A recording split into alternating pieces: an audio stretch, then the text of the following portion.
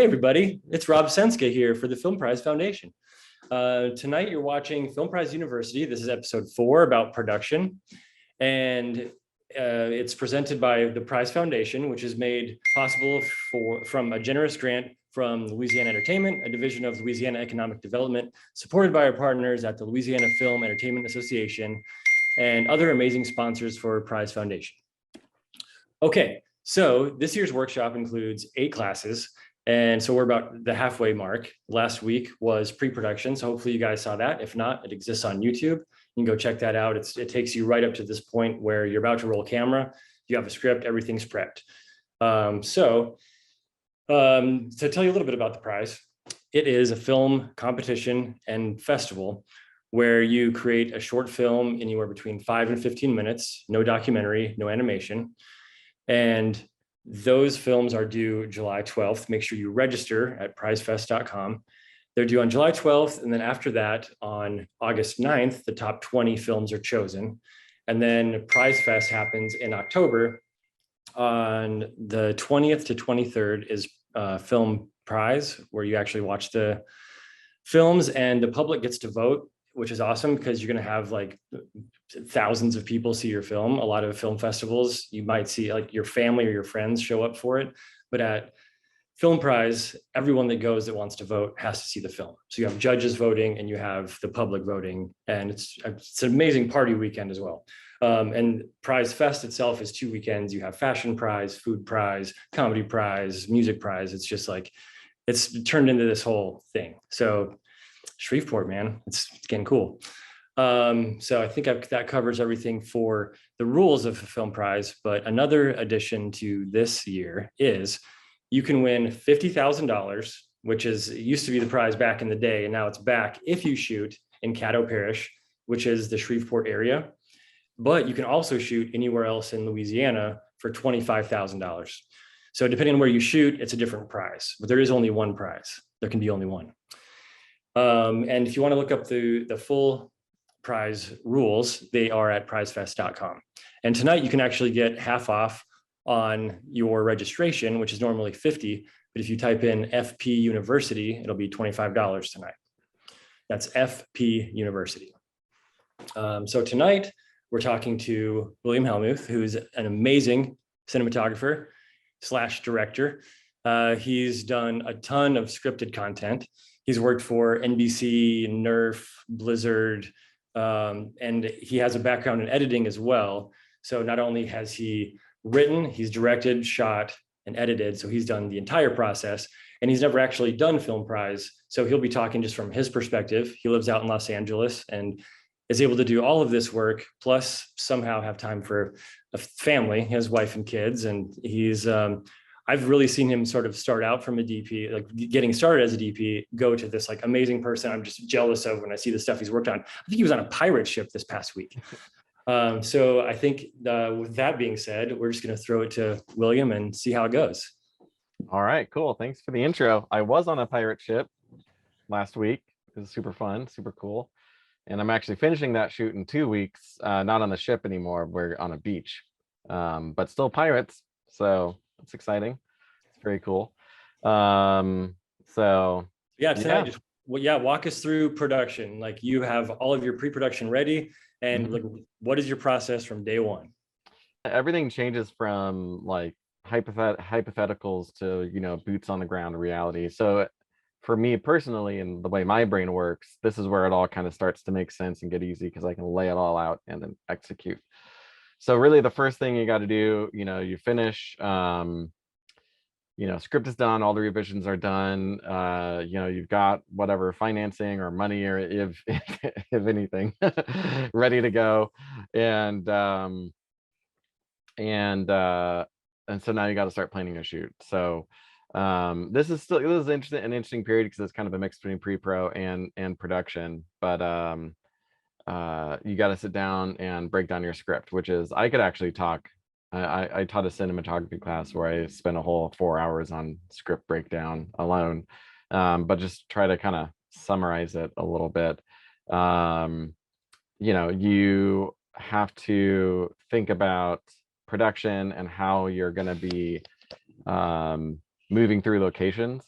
So, you're figuring out everything in your script that's gonna have to materialize somehow in the real world. So that's every single location, whether it's like, even if it's like the same house, in this scene we're in the bedroom over here, and in this scene we're in the kitchen, or living room or whatever.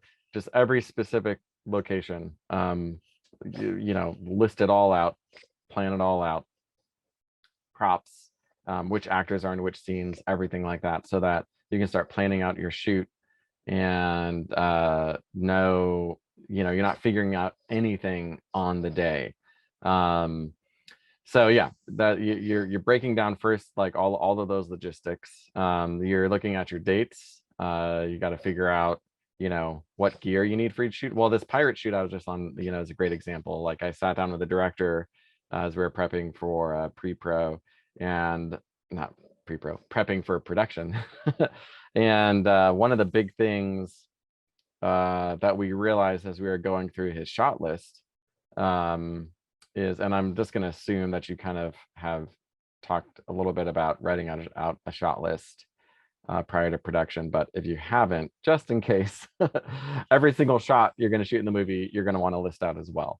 So, wides, close-ups, mediums, everything, just, list them all out. And then you're going to want to figure out any kind of movement you're going to want for each of those shots, get it really specific. And so as you're figuring out the gear, that you're going to be referencing your shot list. So on this pirate movie, I was talking with the director, and we realized, a lot of these moves, it's actually a smaller movie. And as we were talking about the moves, I realized, a lot of the moves he wanted to do would require a jib. So that took some, effort on our parts to figure out, like, okay, well, like, what kind of jib is gonna get us what we need? How can we get that in the budget and everything? Budget isn't as much my department as cinematographer, but it's still something I try to be conscious of. So yeah, so you're figuring out, what gear you need for which dates, and you're organizing all of that. And then you just make sure that, everybody on the crew knows. It's better to over-inform people than under-inform. So you just want to stay in good communication with producers, with whoever's directing. Like, everyone on that team just needs to know all this information that you figured out. So yeah, so with all that, you kind of take that and you use that to plan. Let's say you're planning on shooting your film in 2 days or something. You pick your dates and you're breaking everything down in the script, all of the details, all of the gear that you're gonna have to pull, all the props and locations and everything, and you just, you map it out. You can be as detailed with that mapping process and the schedule as you want. I've worked with some assistant directors who will schedule out a shoot down to the minute, and others are a little bit more general, where it's, oh, we're going to take about an hour or so to shoot this scene, and then you'll have 30 minutes set up for the next and everything. That's another note, though. As you're breaking down the script, you want to do more than just figuring out what props and locations and all that kind of stuff you need. You're gonna want to talk to your cinematographer and the whole team. If you have someone doing production design, teams vary in size, and so for some of these smaller films, sometimes you're going to have a production designer, sometimes you're not. The point is, though, you also, aside from all the gear and everything and actors, you want to figure out how much setup time you're going to need for each scene. So sit down and block out exactly what lights you think you're going to need to set up, any kind of set dressing that needs to be done. Is it an emotionally complicated scene for the actors? If so, are you going to need time to help them kind of get in the zone? So figure out how much time you need for each scene setup wise, and write that down also with every single scene. So you can take all of this into consideration. So with all of that now, you're about ready to move into basically the shoot. You've planned it out. You can write out the plan, and then you can get on set, and hopefully everything falls into place, and you've started shooting. So yeah, so now we're on set. A typical day, In the commercial world, it's 10 hours. So not 10 hours plus like a half hour if you are taking an hour for lunch. If you take a half hour for lunch, it's just 10 hours, 7 a.m. to 5 p.m. kind of thing. In the narrative world, scripted content world, standard is kind of all over. There really is no standard. I try to keep it to 12 on a lot of network TV shows and stuff like that. They're pulling pretty inhumane hours, getting up to 14 or 16-hour days and stuff like that, which I try to really resist and push back against when I see production going that way. Occasionally, you're gonna have to go long, and everybody, gets that if it really needs to happen. But I try to say, like in the narrative space, plan for 12 hours per day, and plan for a meal break the 6-hour mark. You don't want to keep your cast or crew going for more than 6 hours after call time without any kind of a meal break, because that's just well, it's actually legal. So you want to have them give them the rest that they need. So plan for that. Then you get on set.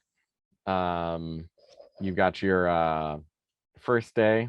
I find it's usually good practice on day one to have some kind of like just a quick production meeting, a quick circle up with everybody. It's a good chance for maybe the AD or the director just to give everyone a brief rundown of the day. Hey, here's everything that we're going to be doing today. We're going to be shooting, this scene, this scene, this scene. Here are some notes on the location. Maybe there's some rules with the location, like some rooms you're not supposed to go into, or things you're not supposed to touch. Now's a great time, like just right at the beginning of the day, get all that out of the way. 5 minutes tops for a meeting like that. So just circle everyone up, run through the bullet points, you're done. And if you're a shoot that's only taking place in one location, you can usually you could maybe just have one meeting like that for the entire shoot. Or if it's a little more complicated and you're bouncing around more, then you might want to have something like that happen every day. It's up to you. So yeah, so let me see here. So let's see. So now we're into, you're actually shooting. Just checking the time, making sure I'm not running over. It's a lot to go through.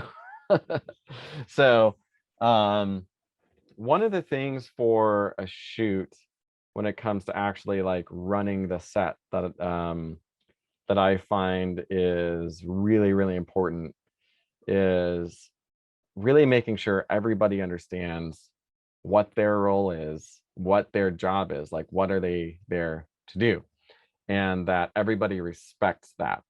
So, if I'm hired to be the cinematographer and someone comes in to camera operate and all of a sudden starts telling my gaffer like, oh, move the diffusion over here, or let's move this light over there, or whatever like that, I'm probably going to try to get rid of that person because it's just it's confusing to the people who are setting up the lights, to the grips and to electric and everything. When you start hearing voices coming from all these different places, then direction can start getting conflicted, and it slows everything down when that hierarchy gets messed up. The exception, of course, is sometimes I guess I use cinematographer and camera operator as an example, so I'll stick with that. Maybe the cinematographer and camera operator are close and have worked together a bunch, and they have kind of a good working relationship sorted where they know like they're not going to contradict each other. And the camera operator has asked the cinematographer like, hey, do you mind if I just tell your gaffer to do XYZ? And the DP is like, yeah, okay, yeah, go ahead. So obviously there's a little bit of wiggle room here and there, but that's I think as a general rule of thumb, try to respect that hierarchy on set. And just one little bullet Yeah. point there, for those people that are just shooting with a tiny crew, or maybe they're doing Yeah. double duty. Like, a lot of the time I just have a right-hand man or woman who does assistant camera and gaffing. So they'll be moving lights Yep. and then helping me move lenses. But still in that situation, everyone has to know that, okay, well, you can touch lights and lenses, but it's Yeah. still, you're still dividing up the duties per Yeah. person. So Yeah, that's it's still important. Like I think it's like, because I work with tiny crews all the time. My philosophy is to always try to have my crew as small as possible, just to cut the fat, no wasted space. But yeah, like Rob said, it's, even when it's small like that, have those roles clearly defined so that people know what they're there to do. So yeah, that's a little bit on roles. I think another thing to talk about could be just when you get on set, like there can be a big gap between arriving and actually like that first shot and getting moving. And what I found is really effective is being specific with the time. So like if call time for me is 8 a.m., I will talk to the director and I'll talk with my crew and we'll figure out when do we want first shot. Let's just say 9:30 a.m., an hour and a half later. And so then that gives us an hour and a half to start rolling camera. And then the question is, you kind of reverse engineer from there, like, okay, what do we need to do to get from we've just arrived on set with everything in boxes or cases to rolling camera. So, you talk with your first AC, like, all right, or if you don't have a first AC, maybe it's just a DP building the camera or whatever. You're looking at the camera's got to be built. Who's going to do that? And you figure that out and you figure out how long that's going to take. You figure out what lights need to go up. How long is that going to take? And then the director is going to be, looking at that first scene with the actors. When are actors getting here? When are they getting in hair and makeup? How long is that going to take? And you kind of map it all out. And you always want to get actors on set and on their marks, probably like, I don't know, a half hour before that first shot. Because what's going to happen is, DP, crew, everyone's going to get everything all set up and it's going to be feeling pretty great. Then the actors are going to get in and then like everything's going to change because maybe when they're running the scene, director like might think, let's shift things around a little bit. If you are directing and you bring actors into rehearse right before a scene, I will say don't shift things around too much, because if you start changing it too much, you're gonna totally ruin any kind of prep that's been done. Like if you decide to turn the camera completely around, for example, lighting is gonna, you're gonna start from ground zero and all that kind of stuff. So slight changes are cool, but for the most part, you're gonna want to have a really good idea of what you're doing right when you start setting up. maybe to that point, mention Yeah. block, light, rehearse, shoot. Yeah, that's exactly, that was my next. Yep. Oh, great. Great. Yeah, take it then. So I shot a feature a couple years ago, ultra low budget, and we had like 10 days to shoot it, and we were shooting like 10 to 13 pages a day or something like that at a small crew, and then it was the director's first movie. And so it was like all of the bullet points pointed to a recipe for disaster. But my crew, I was able to talk to the director and run him through basically what Rob just said, that if we block, rehearse, shoot, it's gonna go smooth and we can get through a lot of material in one day. And we did. Yeah, I think our top page count was 13 pages a day and we were averaging 8 or 9. Yeah, which is a lot. And just something real quick about blocking, in case there are some first timers here. Yeah. Blocking is when you bring in your talent. Yep. You bring in your actors. They can be out of makeup. It doesn't even matter. And Yep. you just kind of run through the motions. It's not necessarily a full-on rehearsal. And that way, every department head should be there to see, okay, they're going to walk there. They're going to stand here. So the sound person even knows where to put the boom. Yep. And where the lights go. Anyway, so that's blocking. And then, yeah.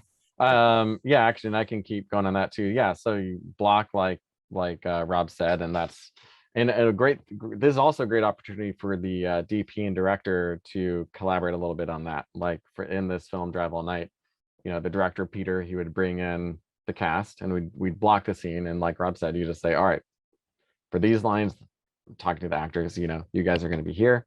And then I want you to move over here and then sit down and just kind of run through the whole thing mechanically. You know, they're not worrying about performances yet, just figuring out where they're going to stand. And then I, watching that, could point, like, spot problems. So I could tell the director, like, well, if you have them moving how you're currently blocking them, it's going to take, it's going to be a challenge to light this because, you know, camera's going to have to pan over here. And then I don't know where I'm going to be putting my light and all that kind of stuff. So then I could recommend changes, say, well, what if instead of the actor going over here, they just came towards camera or something? And, you know, we could start like collaborating on the blocking.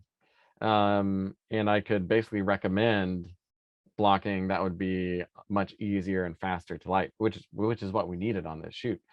And then, you know, sometimes the blocking would be really specific and the director would just, you know, say like, no, like it has to be this way, and that's okay.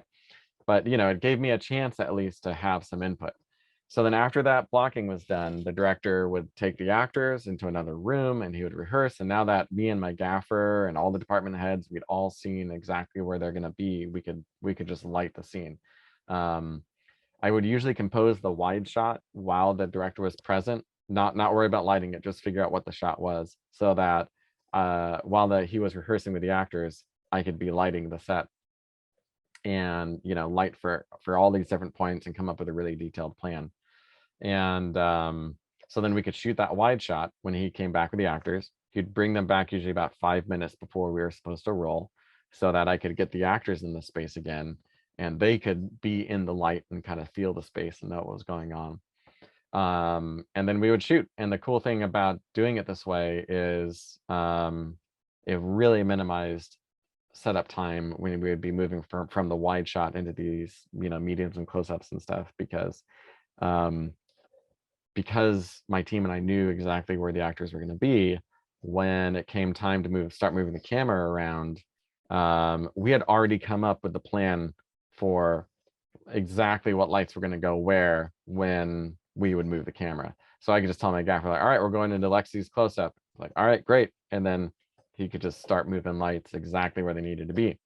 And then and that was that. So I would say like that's pretty much that's the tried and true best method for just keeping on schedule and moving fast when you're on that time crunch. So block, light, shoot, or, you know, if you're the director, it could be block, rehearse, shoot, whatever. So just remember those steps, and you'll keep moving fast. So let's see here. Let's see. I'm just looking through the notes here. Oh yeah, terminology, just basic stuff. As you're about to roll camera, it's always, so first AD usually calls it the assistant director. When the DP tells him like, all right, you know, camera's up, we're ready to go, you know, actors are all set and everything, the AD can just ask, all right, like, are we ready to go for a take? And everyone says yep. And so then the AD starts going down the list. He calls sound speed, so sound mixer starts recording audio. It says camera speed, and the camera starts recording.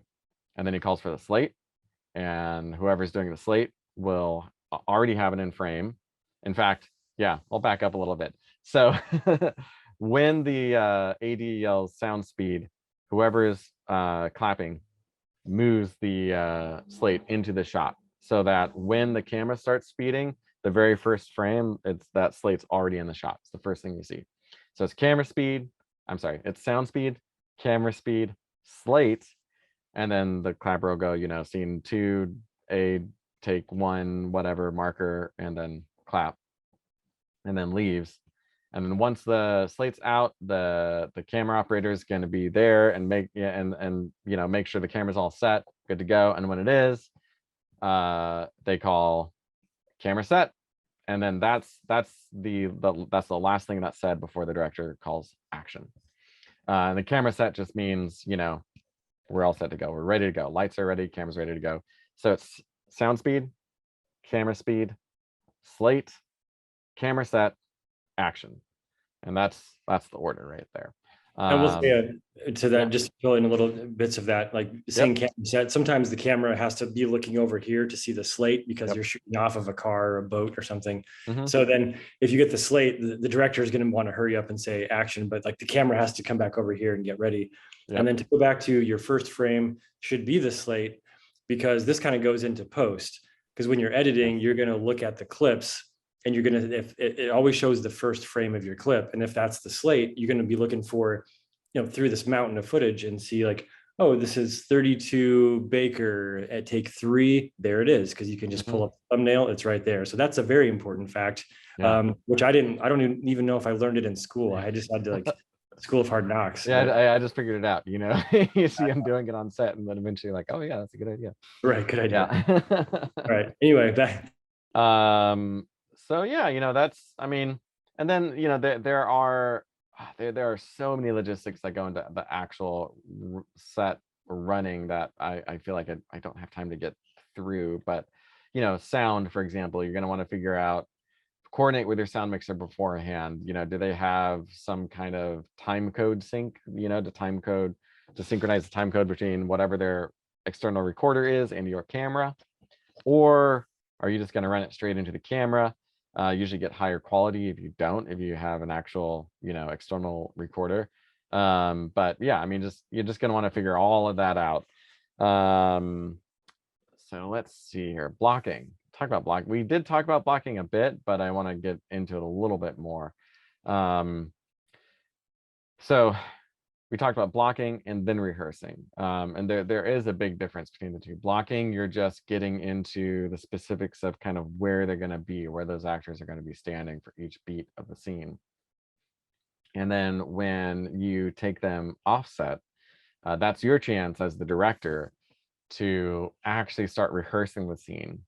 And rehearsal is something that I think is a pretty misunderstood concept a lot of times. A lot of people will think about trying to get the scene right, to get the actors from here to here, which is not quite the right way to think about it. Sometimes there's just things you need an actor to do, and that's okay. And you can just tell them like, I just need you to do fill in the blank. But I think the better way to think about rehearsing is the exploration of a scene. So if you're doing scripted content, if you're doing narrative, what you're going to want to do is just really use this rehearsing stage to let your actors explore the character, feel like, let them know, especially in rehearsing, there are no mistakes, like this is their chance to just kind of feel around the scene and the character and explore the possibilities of reactions and stuff like that. Have fun with it. I've directed dramatic stuff before where, we ran the scene as like a comedy several times and just took it to kind of like crazy and zany places. And then we started stripping away some of the comedy elements. And what happened was like, just because we kind of explored all that so much that when it came back down into when all that went away and all we were left with was, the essence of what was happening in the scene, it felt very truthful and weighty, and it worked, it sang really well. That the actors were very comfortable with it. So think of it as exploring. Think of it more in terms of, you want to make sure that you as the director and the actors are all starting from the same takeoff point, from the same launch pad. And if you all are if all of you are on that same launching off point, then they're going to be free to express themselves as artists. And you may not know exactly where they're going to land, but it's going to be truthful. And that's what you want to get at. And I would say that that's the case with just about any genre, whether you're doing drama or comedy. Action usually requires a little more specificity, which is why I say it's okay sometimes just to say, hey, actor, you got to stand over here. And, that's fine.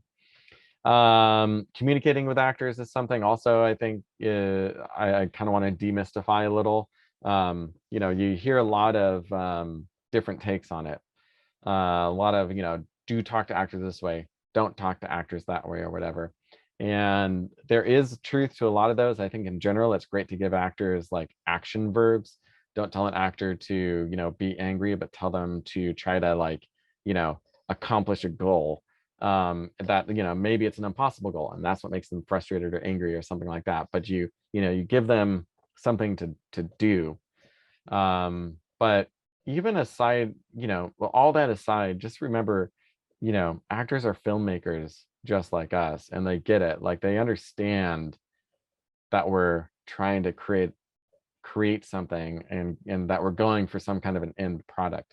And so I have found personally that the more I just kind of, be open and honest with my actors when I'm talking to them. Now, I'm not trying to trick them into doing anything, like into having a certain emotion or feeling or whatever. I'm just telling them like, this scene is this kind of scene and I want it needs to feel this way. And sometimes they can actually help you come up with action verbs or ideas for themselves. Like they can help you know how they can be motivated in that moment. So I find opening up for like just open conversation with them is really good. And like I said, it just kind of helps, demystify the process a little bit. Yeah.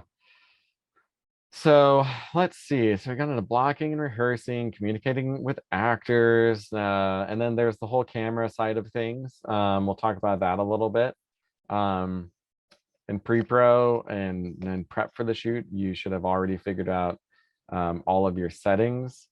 Do you want to shoot what resolution do you want to shoot at? Do you want to shoot at 4K? Not every 4K is pretty standard nowadays, but I'll still shoot projects in 1080 or 2K sometimes. If that's if that is what's right for the project. Resolution, frame rate, white balance, all that kind of stuff. Figure out what white balance you're going to want to use to tell your story better. Do you want to, maybe you're shooting indoors where the light's warm, and rather than balancing your camera warm to match that and give everything a neutral look, maybe you want to balance your camera more for daylight so that everything inside, all of the light looks warm. Maybe if you're shooting outside, instead of balancing your camera for daytime where everything looks neutral and stuff, maybe you want to balance a little bit more towards, indoor warm light so everything outside looks kind of cool and cold and all that kind of stuff.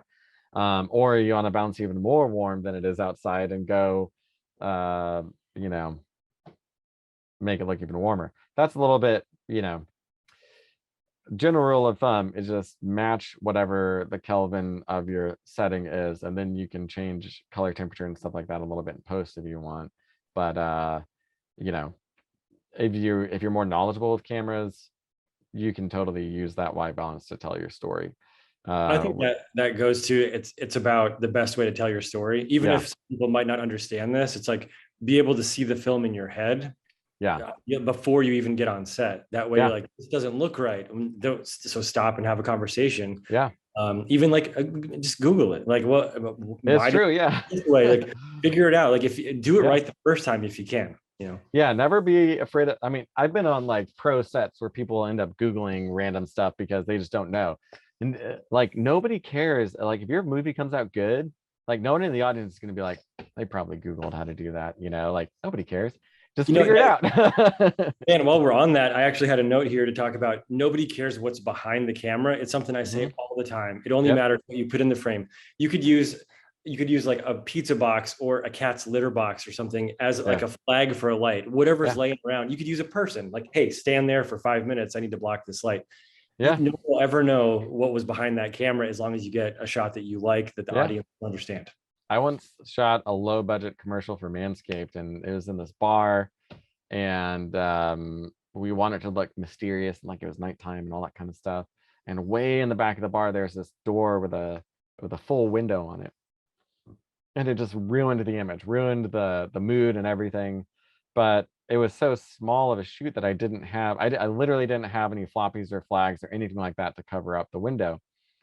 So what we ended up doing is taking all of the cases that my camera gear came in, and we just stacked it up until it was covering the window. And because it was off in the shadows, you couldn't see that it was cases.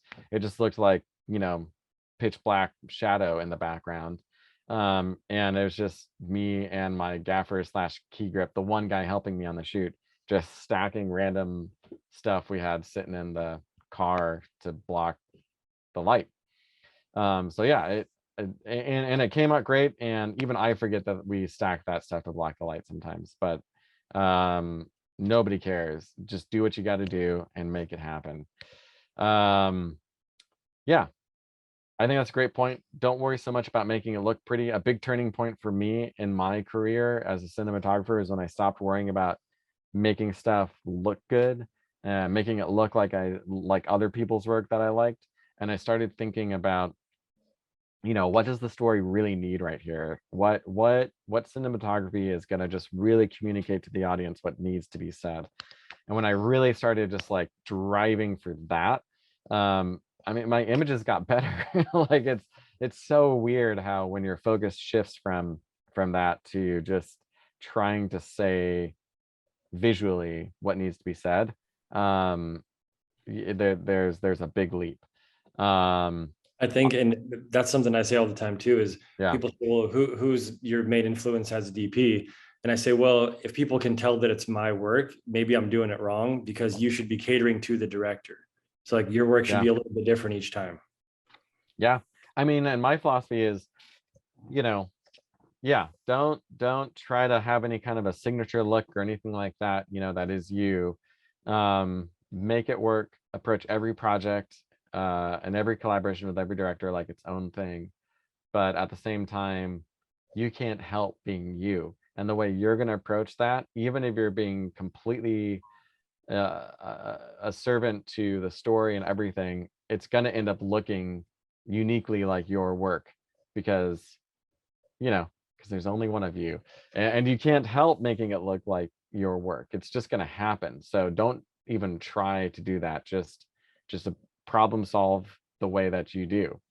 I'm gonna jump in real quick and just Yep. while we did visuals before we geek out too much about that. Yeah. Let's just mention sound. Like sometimes I'll be Right. like, this amazing shot, I need to get this, but I've been through the ringer enough times to be like, you know what, it's going to be bad sound, and I'd rather have good sound than this amazing shot. I can still find a Yeah. good shot someplace else, but you got to get clean sound, because that can Yeah. pull you right out of a movie.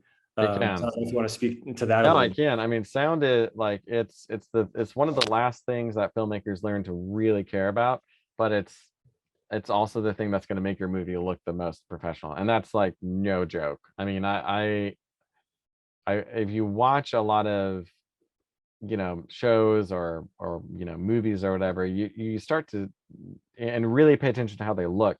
I mean, some of them are gorgeous and everything, but a lot of them, when you look at these visuals and everything, they're not actually not anything groundbreaking. And what really gives it that professional polished feel, it's all the sound. It's all how good it sounds. And if you don't have the budget to bring actors in and do quality like dubbing, after you shot the movie and stuff, then you're going to have to get that sound on set, and it's going to have to sound great. And so especially at a low budget level, you have to consider that at least as much as you consider the visuals, probably more so. I actually something I say all the time is that if a movie sounds good, it looks good. And it is true. It's for some reason your brain, if all the sound is clicking, like if the visuals are going to feel higher quality somehow in your brain. I don't get it, but that's how my mind sees it all. So it's interesting.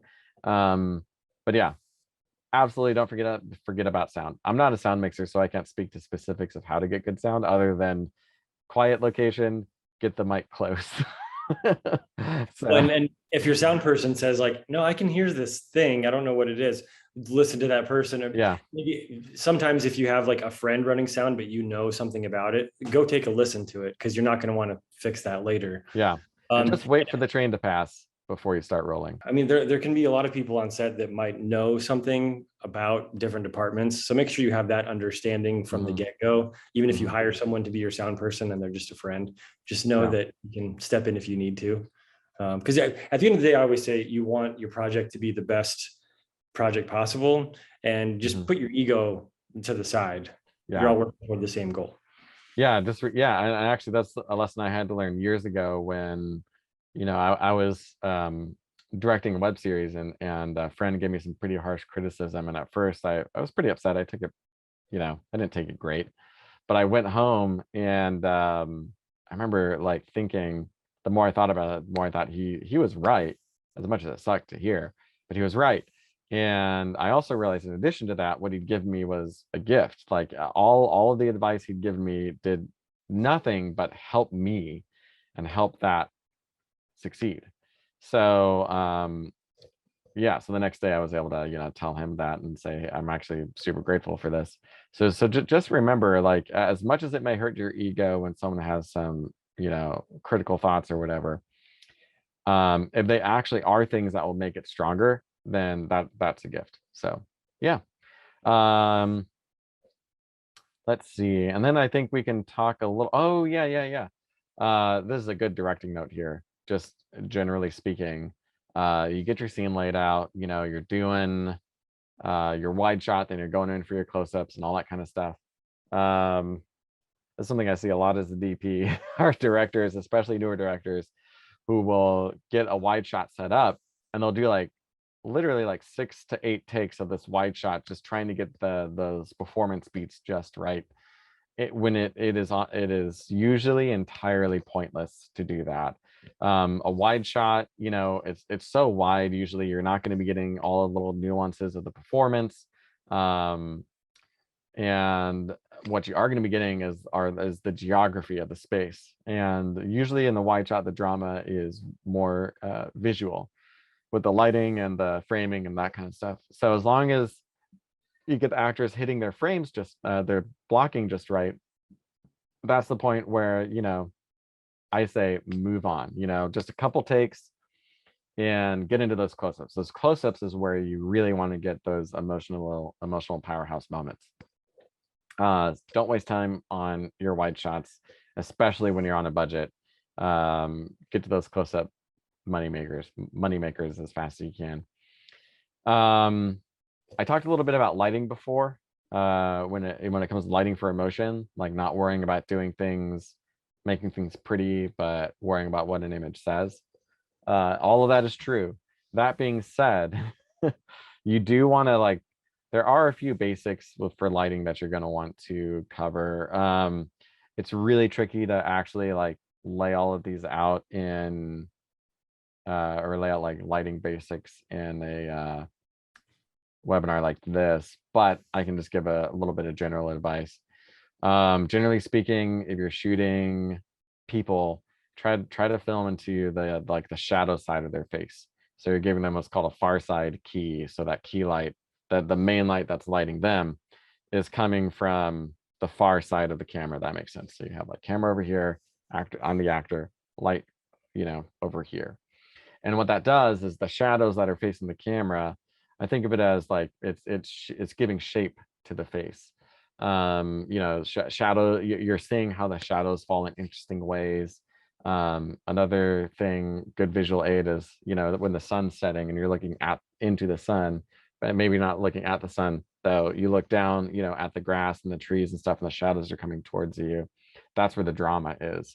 And so, every face, every body is a landscape in a sense like that. So you want to be looking at those shadows. You want to see the shape that the light's creating on their face. And that's a really good rule of thumb. 90% of the time I'm lighting people like that. When I break those rules, I usually have to be a lot more careful and specific about where I'm putting my light. Another thing to keep in mind is you want to try to keep your light soft, which is the size of your light source in relation to your subject. So that might be getting a soft box or something on your light, just to kind of spread it out so it wraps around their face a little bit more.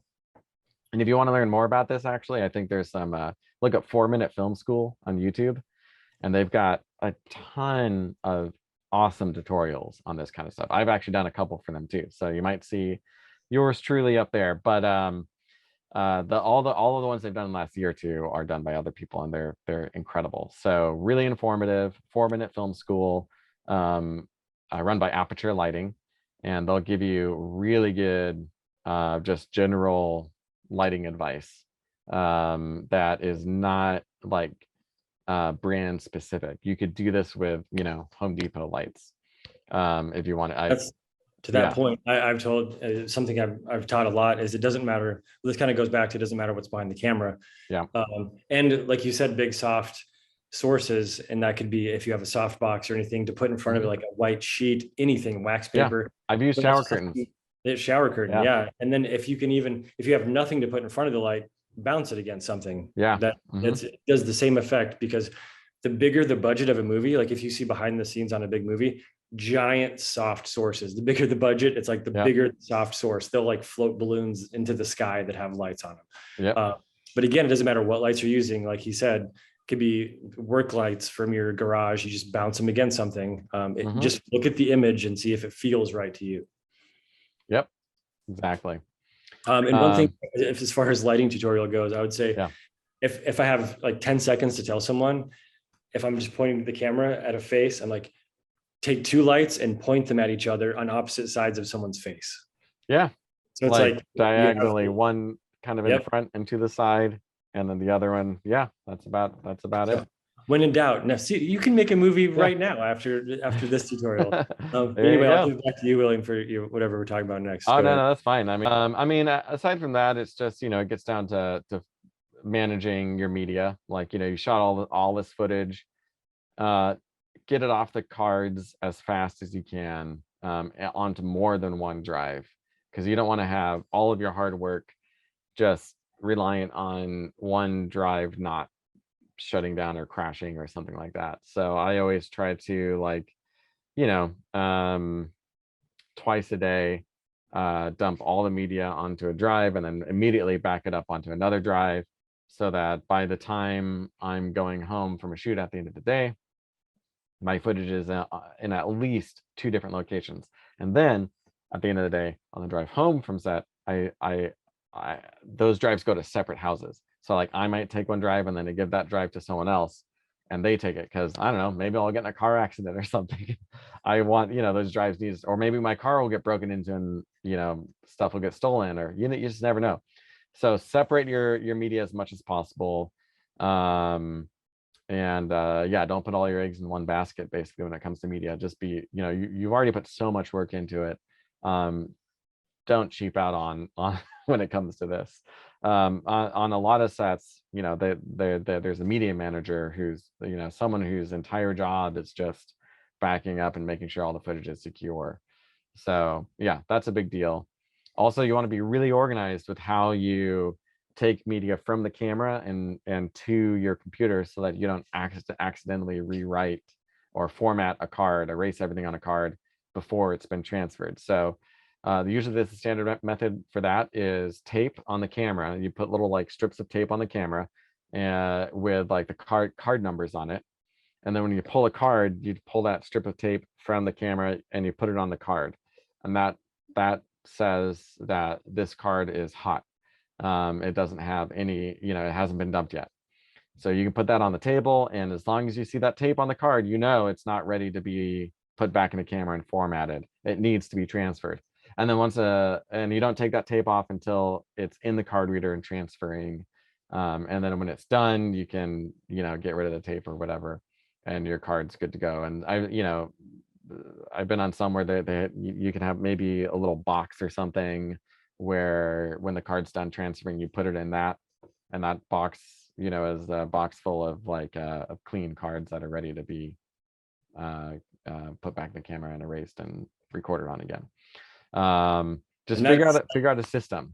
It seems like a basic thing, but it happens to everyone. You'll be on set and you'll have a moment where you're holding 2 cards in your hand. Yep. And look the same, and there's no label, and you panic.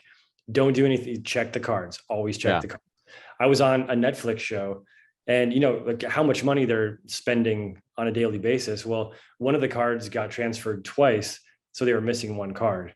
Luckily, somebody caught it, but I mean that was an entire card that just would have been gone with the amount of money spending. So it happens to anybody, is what I'm saying. It does, yeah. So just, if you can delegate that task to one person. I know it's trickier on budget productions, but the more I've been in this, the more I've learned I just gotta, find one person who's responsible for this, who understands, backing up and computers and stuff like that. So yeah, if you can find someone who can just do this. Yeah, and then hopefully, with all that, you can make it through production with all of your media intact and all your footage. Right. So there we Really go. quick, let's, one of the questions I'm getting here is, what kind of pre-production software do you use? Because there's stuff like Studio Binder, or do you just use Excel Right. No, that's a great question. that you could be able to hand off to other people and they're like, oh, I see what my job is by just seeing that. And it's not just like chicken scratches that only you. Right. I mean, normally, this might be kind of privileged in this sense, but normally the AD handles all that for me. But yeah, Studio Binder is really great though, actually. Like it's got a really good like shot list and organization structure and all that kind of stuff. Um, so, but honestly, like most of my favorite like ADs and everything, like we just make spreadsheets in Excel, and it just shows the day. Like here's all the shots we're getting and all that kind of stuff, and here's the day, here's the times, and yeah, I mean, Excel is actually great for this kind of stuff too. So, but I've even worked with people who will just lay it all out in a Word doc, and yeah, as long as it's all there, Right.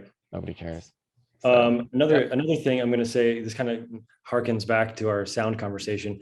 To me, there's two things that kind of can't be fixed. Well, one especially is focus. Like this goes back to Yes. camera department. Like for sound, like you can find a friend to fix it for you, or if you have the money, you can fix just about any sound problem. But if a Yeah. shot is out of focus, you're done. Like there's no Yeah. coming There's back. nothing. Yeah. If your focus puller asks for another take, just do another take. Like Right. just, it's going to cost you 5 minutes tops and save the shot. Like, yeah, like that's, and It even happens. maybe hmm? It happens in bigger budget movies too. All the time. Movies where Oh it's yeah. like, whoa, and it'll be like even sometimes right here, and they're just Yeah. the focus is the ear. Like, well, Yeah. I would say, like, I mean, if anyone, it seems like this wouldn't be the, I don't know, if there are any ACs watching this or whatever, that's something I've learned a lot is like, if you're ACing a show or whatever, I'm not an AC, but like all of my favorite ACs, they just right away own any kind of mistake or whatever. They're not embarrassed. It's just, oh, I buzzed the focus on that take. Let's do it again. Or, whatever the problem is, they make sure they communicate it as just as quickly as possible. Because then think that, that job is really like an AC being assistant camera. I think it's um, a job that's just not celebrated enough because they oh, essentially yeah, hold the movie in their hands with the focus. they So do. And it's hard to. it's the classic, if no one says if no one even remembers you exist during a shoot, you're probably doing a great job. Or you even are as doing a even great as a job. director of photography, like Yeah. sometimes if no one says anything, you're doing your job. But if someone watches a movie afterwards, sometime and they tell the director it looks beautiful, Mhm. that's sort of a backhanded way of saying like it looks really good, but it was lacking in areas. Yeah, it's true. Yeah. Yeah. Yeah. Just jump around here a little bit. Yep. Let's talk about safety a little bit, just Hmm. because you can start to rush. Well, maybe you're shooting outside and it's about to rain, Yep. but there's been a lot of stuff happening in the last few years, especially with social media. You know about it right away. So, Yeah. what are some things that you would suggest for people to just be safer out there? Yeah, a couple things, just general rule, like things to keep in your mind is that, you can replace gear, you can buy more time, but you can't replace people. So, I think about this when it comes to long hours. I kind of touched on it a little bit earlier, with, 14, 16-hour days, stuff like that. I would say it's fine maybe pulling like one of those a week, maybe. But like, when you start getting to these 14+ hour days and people are working, on their feet all day, I actually think that's the biggest safety hazard in film sets, is this mindset of just working and working and working until you get it.